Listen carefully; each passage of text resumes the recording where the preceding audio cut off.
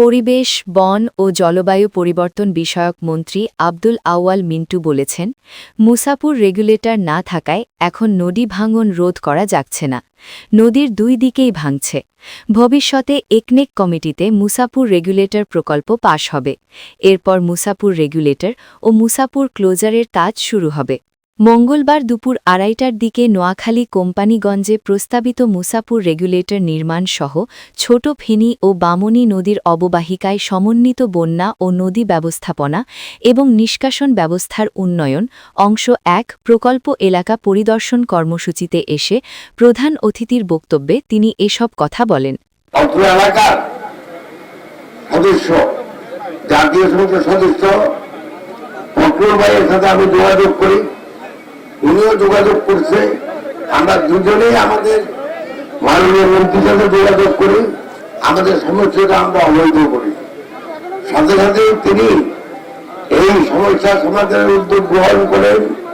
উনি মাননীয় প্রধানমন্ত্রীর সাথে কথা বলেছেন, আমাদের সাথে বারবার কথা বলেছেন। আমি আশা করি উনি যে কথাগুলো বলেছেন একটু আগে, যে ভবিষ্যতে একটি কমিটিতে যখন এটা পাস হবে, ইনশাল্লাহ আপনারা তাৎক্ষণিকভাবে দেখতে পারবেন যে মুসাপুরে ক্লোজার এবং রেগুলেটর দুটার কাজেই শুরু হবে ইনশাল্লাহ। অনুষ্ঠানে বিশেষ অতিথির বক্তব্যে পানি সম্পদ মন্ত্রী ও বিএনপির যুগ্ম মহাসচিব শহীদ উদ্দিন চৌধুরী অ্যানি বলেন, মুসাপুর রেগুলেটর শুধু মুসাপুরের সমস্যা না, এটা পুরো নোয়াখালীর সমস্যা। প্রকৃতির সাথে যুদ্ধ করে নোয়াখালীর উপকূলীয় অঞ্চলের মানুষ বেঁচে আছে। অ্যানি আরও বলেন, আমি প্রধানমন্ত্রীর সাথে কথা বলেছি, তিনি বিষয়টি অবহিত আছেন। মুসাপুর রেগুলেটর সরজমিনে পরিদর্শন করে আমাকে প্রধানমন্ত্রীকে রিপোর্ট করতে বলেছেন। নোয়াখালী এবং লক্ষ্মীপুরে সেই সময় যে বন্যাটি হয়,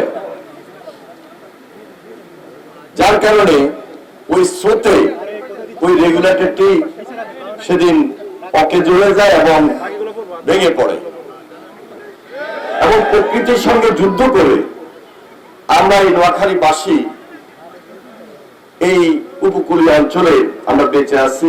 এবং প্রতিনিয়ত প্রতিটা বর্ষার সময় আমাদেরকে আতঙ্কিত করে রাখে, যে বর্ষা আসা মাত্রই আমরা মনে করি যে কোনো সময় বন্যা পানি, ঢলের পানি আমাদের এই মেঘনা নদীতে শেষ পর্যন্ত বঙ্গোপসাগরের দিকে যখন যাবে, তখন আমরা বিপদের সম্মুখীন হতে পারি।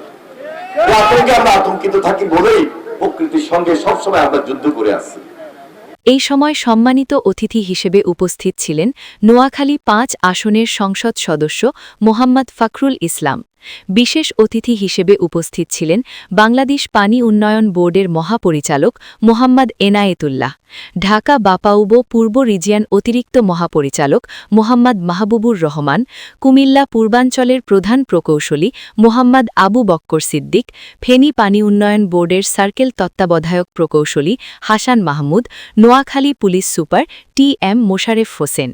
এই সময় আরও উপস্থিত ছিলেন নোয়াখালী জেলা বিএনপির আহ্বায়ক মাহবুব আলমগীর আলো, সদস্য সচিব হারুনুর রশিদ আজাদ, জেলা বিএনপির সাবেক সদস্য গোলাম মমিত ফয়সাল প্রমুখ।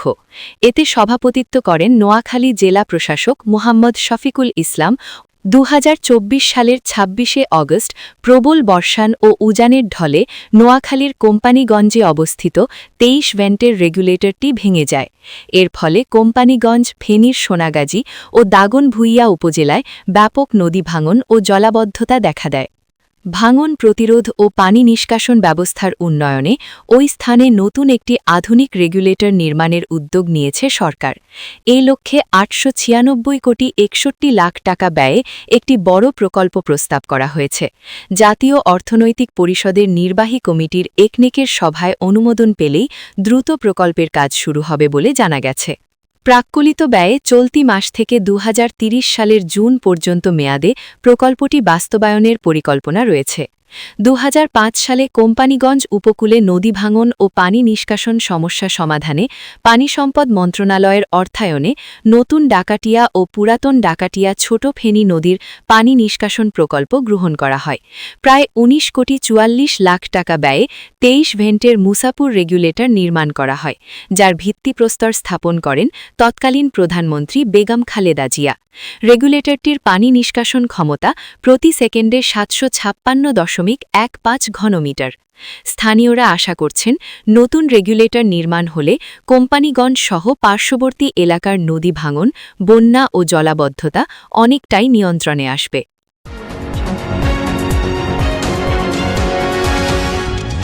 NK টেলিভিশন, নোয়াখালীর কথা বলে।